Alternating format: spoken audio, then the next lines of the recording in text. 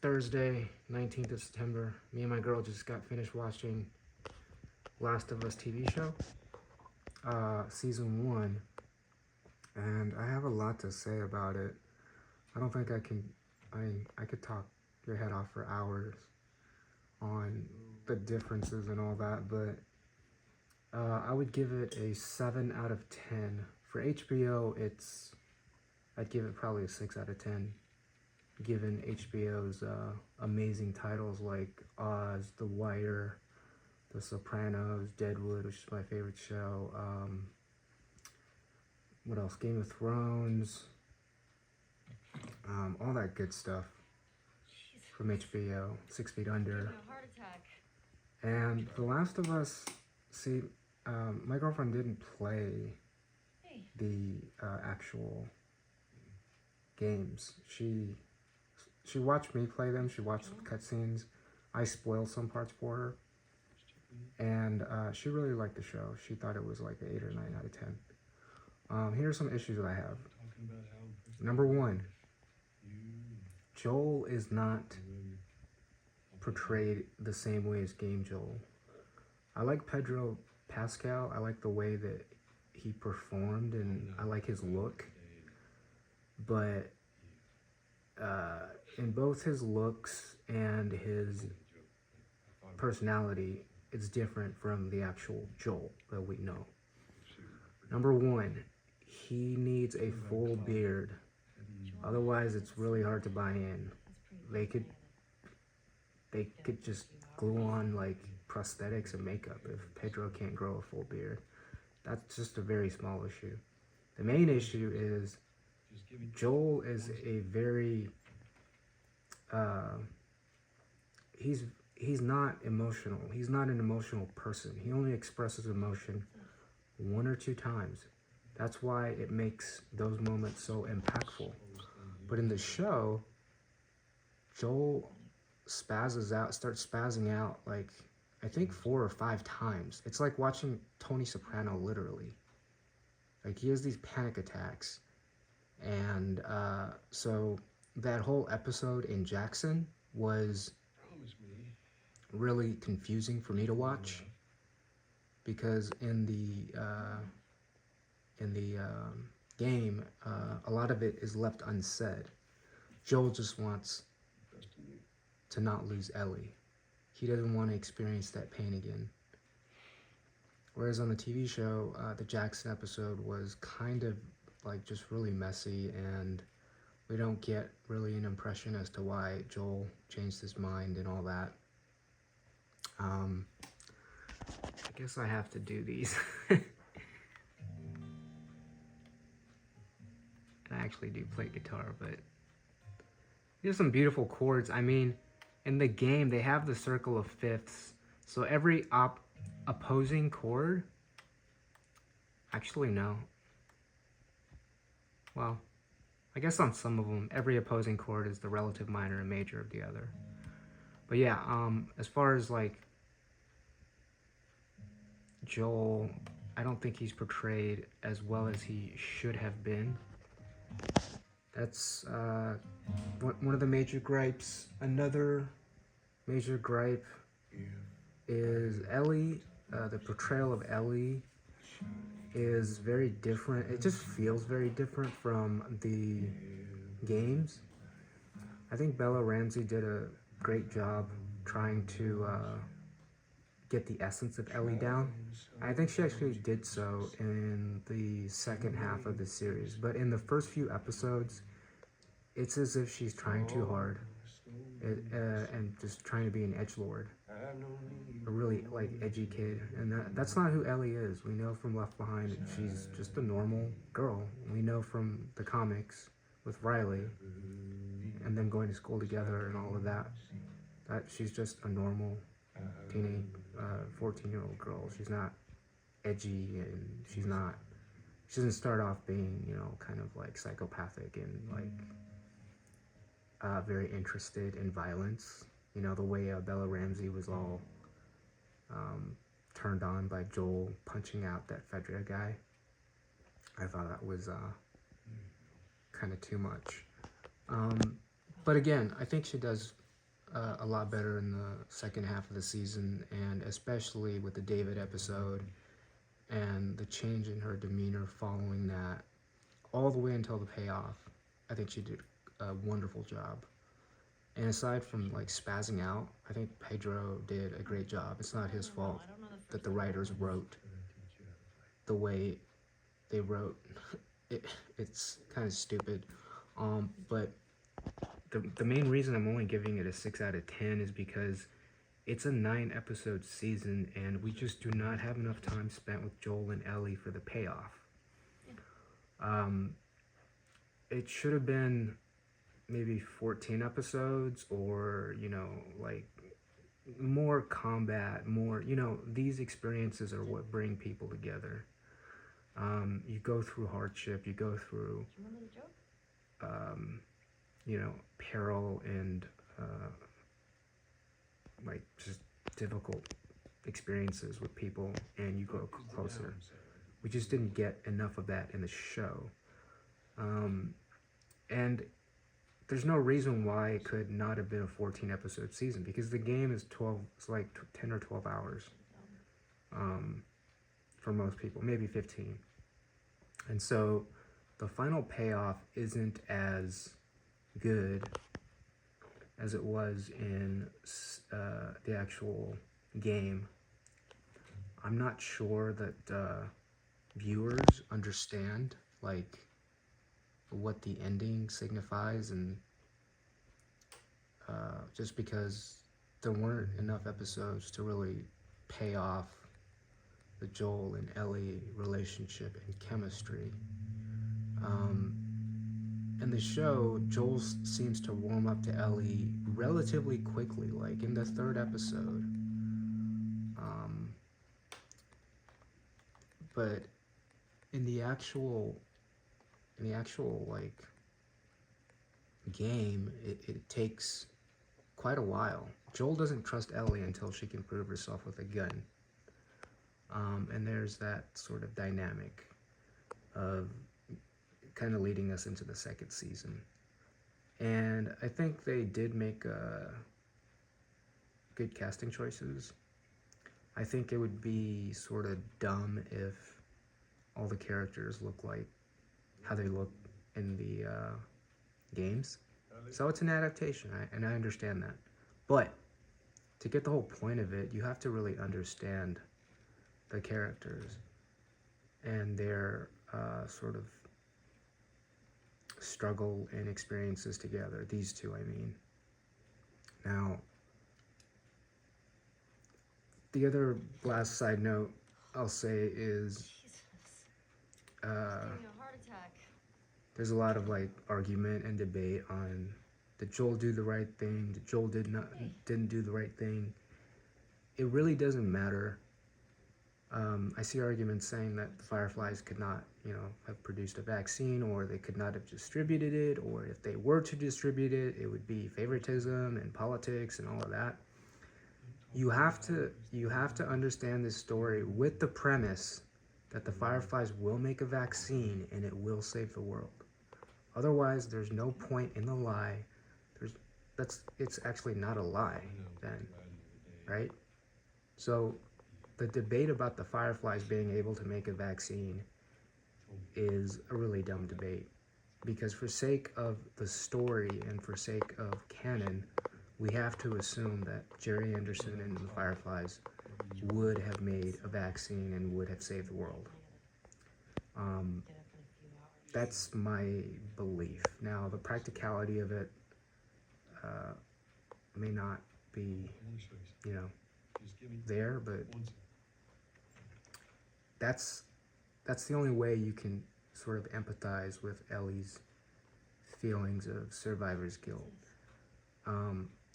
This is, I'm kind of interested to see how they handle seasons 2 and 3, because there is so much more in part 2, in terms of like the characters and everything. I really look forward to watching the show, even though it's a 6 out of 10. I think it will improve, especially with the introduction of the factions and all of that. One of the great things I loved about part 2. I gave part 1 a 10 out of 10, gave part 2 an 8.5 out of 10.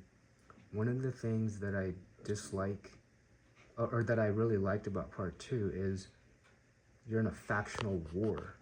Like you're literally in a war with another faction. And so the backdrop of Abby's story, and even Ellie's, because she has to, you know, deal with the scars too, it's a lot more epic. So I'm really looking forward to how they deal with that. And I'm really looking forward to how they portray the WLF characters. My favorite character from the second game is actually Owen, because I think he's the most relatable character, and he is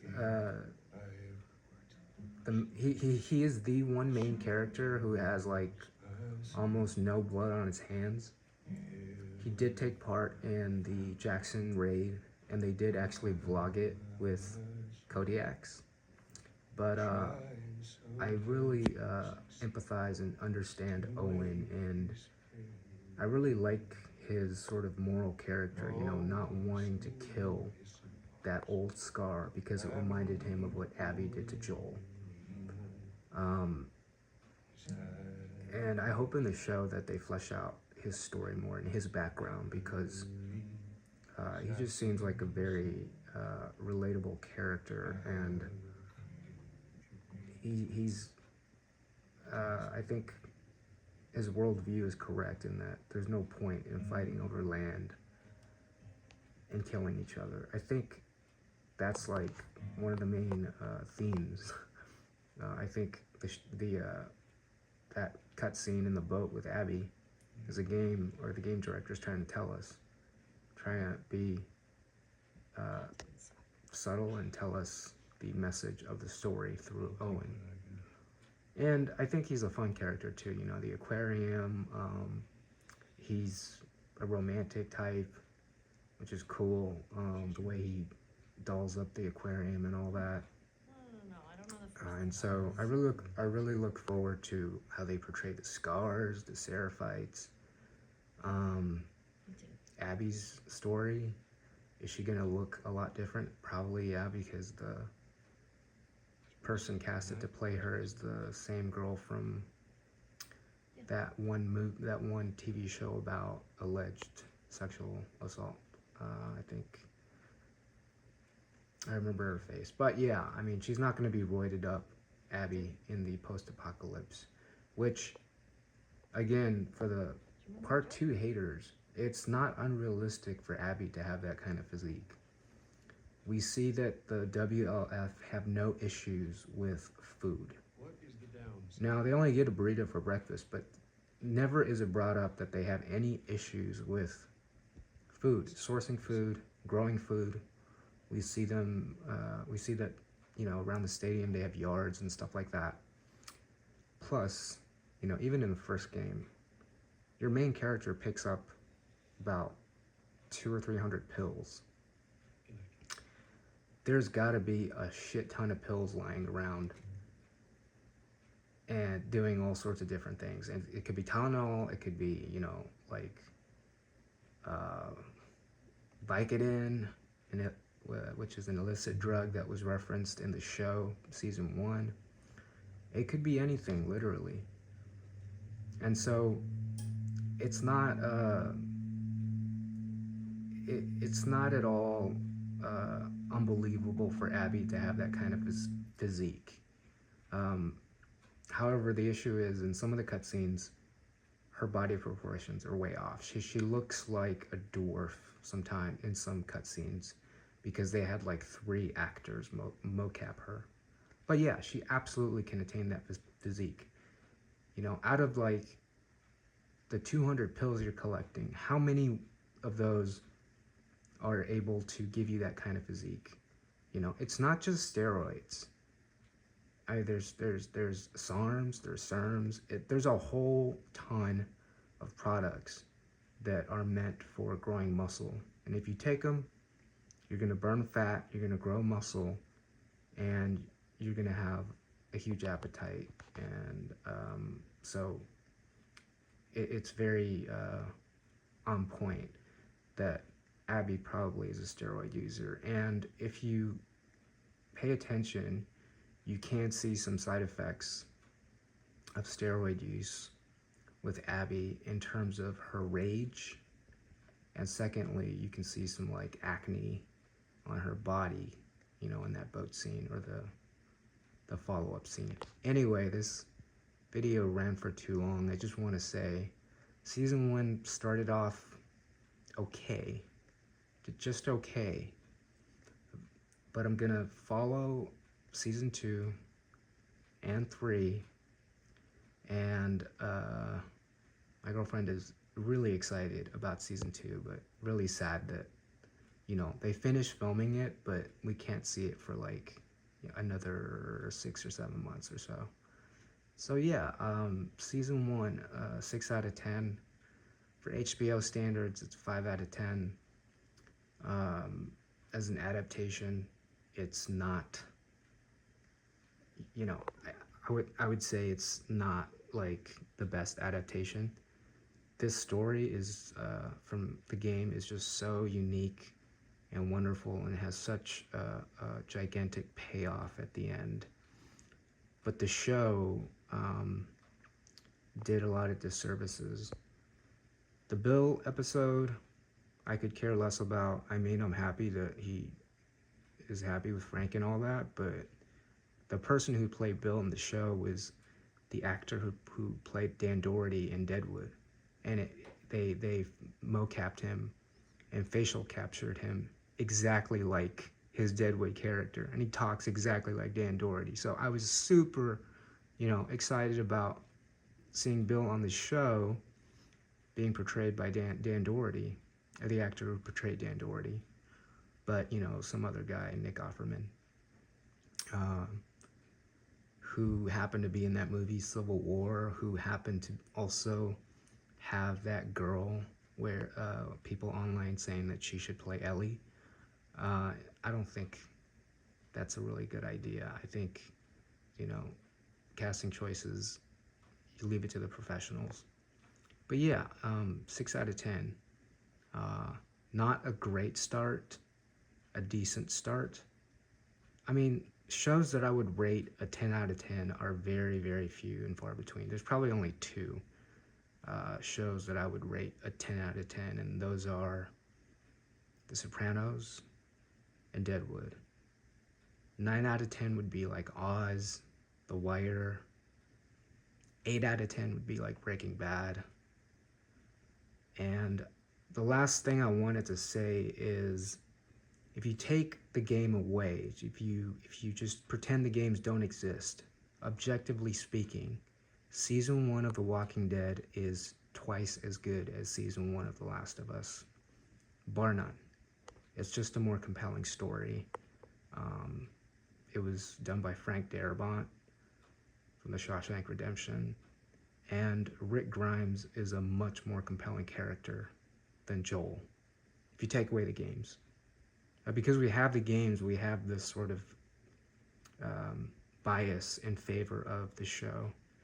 And I'm saying that you should let that bias go and evaluate it objectively based on its quality. And I would say season 1 of The Walking Dead is twice as good. You forget all the other seasons of The Walking Dead. They all suck, pretty much. Although season 4 had some moments, but yeah. 6 out of 10, whereas season 1 of The Walking Dead is a 10 out of 10. As an entire show, I would say The Walking Dead's probably a 7 out of 10, or even a 6 out of 10, just because it became dog shit after they introduced Negan for more than 2 seasons. They only should have kept him around for 1.5 seasons like the Governor and then moved on. But, you know, it became Negan. It became the Negan show, so it's too bad. But yeah, 6 out of 10, and looking forward to watching season 2 and 3. Looking forward to binging them, actually. Hopefully they can release all episodes at the same time, because me and my girlfriend binged them in like 1.5 days. I actually even called sick from work to finish watching the show. But yeah, it's pretty good, but not great. So 6 out of 10 is not a negative score. It's just average. And I hope they improve in seasons 2 and 3.